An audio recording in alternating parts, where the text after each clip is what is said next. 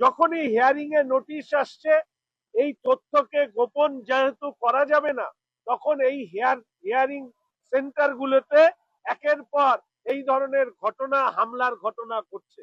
এটা দুর্ভাগ্যের যে পশ্চিমবঙ্গে এসআইআর কে সামনে রেখে এই হিয়ারিং সেন্টারে যে তাণ্ডব হচ্ছে, এর লক্ষ্য হচ্ছে একটাই, যে ম্যাপ ভোটার, অথচ বিভিন্ন ধরনের অসত্য তথ্য দিয়ে যারা ম্যাপ হয়েছেন, নির্বাচন কমিশনের গাইডলাইন অনুযায়ী তাদেরকে হিয়ারিং এ এসে যখন তথ্য যাচাই করবার কথা বলা হচ্ছে, তখন এই বিশৃঙ্খলা তৈরি করা হচ্ছে।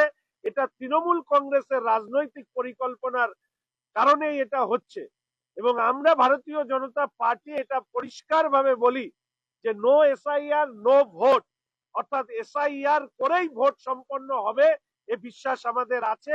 তৃণমূল কংগ্রেস প্রথম দিন থেকে এসআইআর কে বাধা দান করবার চেষ্টা করেছে, আজ পর্যন্ত সফল হয়নি বলে তারা হিয়ারিং সেন্টারে যখন ভাঙচুরে উদ্যত হয়েছে, গতকাল সুপ্রিম কোর্টে পরিষ্কারভাবে তাদের নির্দেশে বলেছে যে হিয়ারিং সেন্টারের নিরাপত্তার প্রশ্নে নির্বাচন কমিশনের যে কর্মচারী বা আধিকারিকদের ক্ষেত্রে নিরাপত্তাকে সুনিশ্চিত করতে হবে। ফলে এর অন্যতা হলে নির্বাচন কমিশনকে যথাযথ ব্যবস্থা নিতে হবে।